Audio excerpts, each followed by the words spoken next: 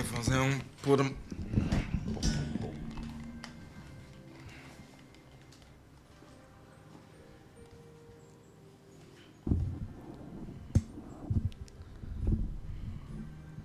KLEK-LP Jones, Voice of Arkansas Minority Advocacy Council. It's now time for Community Conversations, a program focusing on people working to make the Jonesboro community a better place while offering viewpoints from all sides of the issues. The views expressed in this program are those of the participant and do not necessarily reflect the views of KLEK 102.5 FM, the Voice of Arkansas Minority Advocacy Council.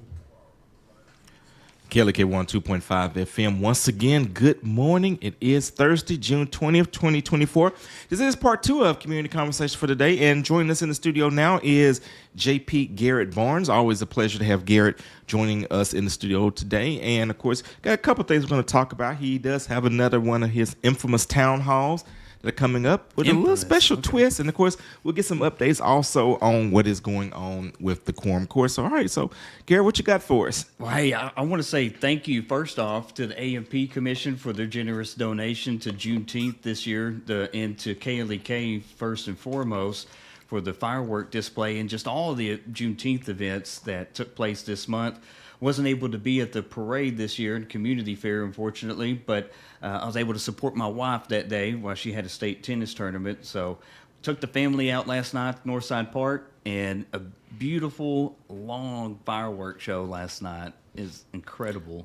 Very cool. So how did Harvey and Tate feel about it? Tate loved it. I mean, he was yelling at everyone like, yeah, yeah. You know, we were asking him what colors there were, and there was a lot of green and a lot of red. And, you know, Harvey was a little bit scared of it, but that's okay. He's not quite 2 yet. But kids loved it, though. Yeah. Well, next year he'll be a little older. Oh, yeah. He'll probably have a better understanding. He'll be down next year for it, as will Tate. So, well, definitely thank you for coming. It's definitely one of my favorite parts of Juneteenth. And again, I'll echo those sentiments. Thank you to the Jonesboro Advertising Promotion Commission and also to our many sponsors who help make Juneteenth possible. So we definitely appreciate all of that. Yes, sir. So, town hall's coming up. It's our 5th consecutive town hall that we've had since being sworn in January 1, 2023. And it's going to be Saturday, not this Saturday, but next Saturday, June 29th at 11 a.m. at the Harlan Henry Senior Center. It's the building in front of, kind of off to the side of Earl Bell at 1210 South Church Street in Jonesboro. We're going to get started at 11 a.m. We're going to have some beans, cornbread, and then some dessert.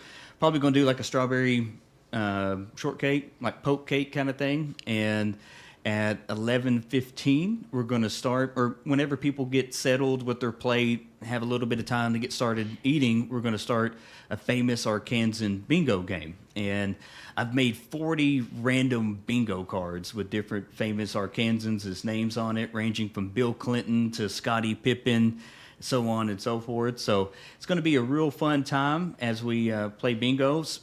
Have some sponsors for that with some prizes. I'm going to donate a couple of prizes for it, but Erica Asklin and David McAvoy and Daniel Parker are going to give some prizes for that too. And we're going to have a town hall / Q&A session from 11:45 until we end at 12:30. Okay.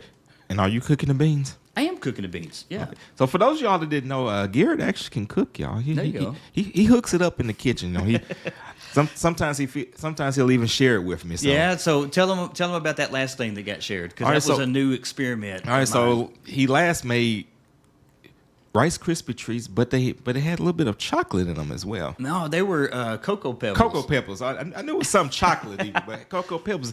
They were really good. They were really good. If you've never out there have had Rice Krispies with a little bit of peanut butter added to the marshmallow and butter mixture, definitely got to try that. That's something my mom Barbara used to do all the time that I absolutely loved, and it just makes sense. I mean, chocolate Rice Krispies, Cocoa Pebbles with peanut butter. I mean, how can you go wrong with that? Sounds like a good combination to me. Yeah, I'm gonna make the beans, white beans with a little bit of ham hock in it, and Brandon Tabor actually with KASU. I was on his segment recently, and he said he puts a little sugar in it. And that caught me off guard because I always put hot sauce in mine. Well, So, that's actually a big debate in the black community. okay, so fill me in on that a little bit. Some people think you should do it. Some people think it's blasphemy. So it just kind of depends on just where you fall on the spectrum. Where are you at on it? I've honestly never really had it with sugar, so I can't really say. So I'm going to actually bring a little shaker of sugar just because Brandon said that. Mm-hmm. And definitely going to have my crystal there. But it's going to be real fun. And Daniel Parker, Erica Asklin, and David McAvoy are all running for different state offices. Daniel and David are running for state representative. And Erica, of course, is running for District 20 for state senate. And they're going to join me for a panel where I'm going to help moderate that, but I'm also going to be there for questions from people that may have some at the event. And this is an open event, so Tea Party, you're welcome to come if you want to come. Ask some questions. I'm definitely going to ask them all what they would like to, if they could pass any legislation during their first term as either a state senator or a state rep. What would it be and why? That's the question for me that I'll start it off with. The question I'm going to ask, and I'm actually going to, when I get some free time, ask to our current representation, can we make Juneteenth a state holiday? Ooh, yeah. I mean, it's already federal. I mean, I don't think that should, I can't see a reason why Juneteenth should not be a state holiday. Exactly. I mean, if they can try to pass resolutions telling Arkansans how to vote and interfering with the different ballot initiatives and petitions that are going on right now, which they shouldn't be doing at all. They should be leaving it up to the voters to decide whether or not they want to sign without any influence from the legislature. They should definitely be following federal precedent and making it a state holiday. I think that would be incredible. So that's going to be my question. That's a good idea. Well, you ask these candidates that. I will. And of course, obviously, I'm neutral when it comes to who to vote for and things like that. But like I said, I'll ask our current officials, the ones that want to run, because I think, especially like with the events that we put on, I think it would be a lot easier for people to come out, to stuff that we do on the actual June 19th date, because, they won't say, well, I gotta go to work, so I can't make it. And, just like with MLK, it would be an opportunity for a day that people could do community service in the community. So I think it's just a win-win. But I know we're kind of getting sidetracked. And count towards that community service of 75 hours by the LEARNS Act, too. That'd be great. Right. Oh, absolutely. Okay. Anything else about the town hall that we may not have mentioned? No. I mean, it's plenty of parking at this facility. And like I said, it's free. So, whether you can vote for me or not, whether you support me or not, this is an opportunity for you as a taxpayer, as a voter, as a citizen of Craighead County to come out, have a free home-cooked meal, and play a little bingo, which is not partisan, and to ask some questions. Or if you don't want to ask some questions, see what questions are asked and see what the responses are, because this is a great way for you to be engaged with and to have access to a current public official and candidates that are running for state office. Absolutely. All right, and speaking of candidates and offices, so what's going on with the Quorum Court? So we have a meeting coming up this coming Monday, and that is our full Quorum Court meeting. We should get an agenda later today, but it'll really just be stuff from committee. Not a whole lot going on with that right now. We did get a tour of the new courthouse expansion on Union, and thanks to President Biden and congressional Democrats, Craighead County received millions of dollars from the American Rescue Plan Act. And that big building downtown that's being constructed right now that's got Ramson's wrap all around it is looking great. And it's not costing taxpayers a single extra local dime on their taxes to be funded, because it's being funded through ARPA funds through the Fed.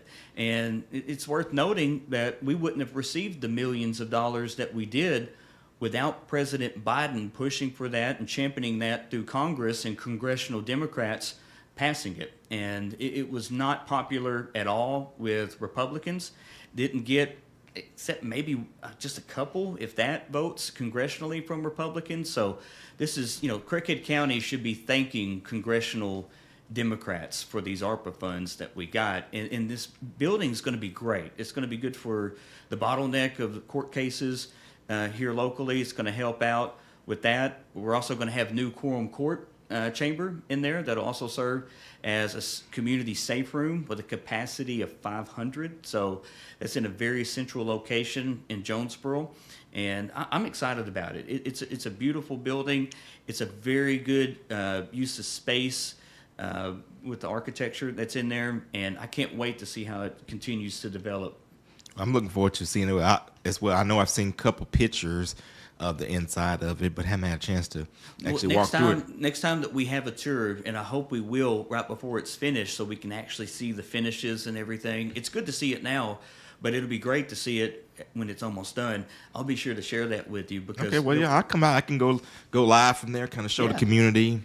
Definitely. What it's looking like. Well, and another thing that's coming up too, Leganzi, although I don't have any information about it right now or any insight because it hasn't been shared publicly or hasn't been shared with me, is the county, via the judge, is about to get to nominate 2 board positions to the Craighead County Jonesboro Public Library. And those nominations are subject to confirmation by the quorum court. So the process for that is the county judge, in this instance, gets to nominate an individual to serve on the board. And the term for each board member is 5 years. And after the 5-year term, the member is eligible to be reappointed or to be replaced at that time. But once they serve 2 5-year terms, then they're out. So that's just like what happened with Janice Griffin. She served 2 5-year terms, and now she's, no longer eligible to serve on the board. So County Judge Marvin Day is getting to nominate a replacement for Janice, and then Mark Nichols resigned because he no longer lives in Craighead County. And so the judge gets to make a nomination for Mark Nichols. I don't know when exactly that's going to happen, but that's going to be really big news once it gets announced on who's going to be appointed for that. Well, absolutely, and it's definitely something that has interest of several segments of the community, just because of the controversies that have affected the library over the last couple of years. And of course, whoever these individuals are that get nominated, the way that they could potentially vote could definitely have a very lasting impact on the Craighead County Jonesboro Public Library and its future. Well, in my outlook on it, Leganzi and listeners, is, we should keep politics out of the library. And that's something back on February 26th of this year at a quorum court meeting that Judge Day mentioned whenever I mentioned that the interlocal agreement between the county and the city didn't have a nomination section for its board. He said it was intentionally left out to keep politics out of the library. But let's not kid ourselves. Politics was injected into the library whenever Amanda Eskew was put on the board, and whenever Mark Nichols was put on the board, and whenever Kaylee Holt-Luster was put on the board. If you look back at the history of the Craighead County Jonesboro Public Library, there wasn't any contention, there wasn't any controversy, there wasn't any political conversations in their board meetings. It was very professional, operational, and that's what happens when you interject and put politics into the library through its board. You get things like we've been seeing here lately. And, I recently went to the City Council of Jonesboro to appeal to them to get a nomination section in that interlocal agreement. And the opposition really had no arguments against my proposal and arguments for the city of Jonesboro having more members due to the population and due to its tax base and due to other boards where there are city county appointments. And there's good reason for that. That argument is based in fact. It's not based in politics. And quite frankly, their arguments is fully based in politics. They want to keep getting members on the board that have recently been nominated and appointed by the county. That they view those nominees and current board members to be more conservative and politically, and they want more of them because they want more control, and they want the library board, my assumption is, to be a conservative library board. And we shouldn't have a conservative or a liberal library board. We should have a professional library board. And that's what I want to advocate for. And it's kind of interesting because before everything started happening at the library, they said that was probably like the most boring, meeting that you go to. And not saying that, and that's not a disparaging remark, but it was just like, maybe that's not the right word. Everything was just so routine. It was smooth. That it was very smooth. I remember I was told, they said, because obviously they're open to the public, and they said, well, before all this happened, we'd be lucky if 3 people showed up from the community. We'd be lucky to have 3 people at the quorum court meetings that aren't current officials with the county or employees with the county or candidates that are running for county office. And, perhaps that's just the nature of it, because there's really nothing that's too controversial at the quorum court meetings since I've been a member of it. But, people are busy. They work all day, and they come home, and they got things to do with their kids, or they got to do laundry, or they got to cut their grass, or they got to cook supper. So, or they got church, or other activities. So it's tough. But, I'm really, I wouldn't say concerned.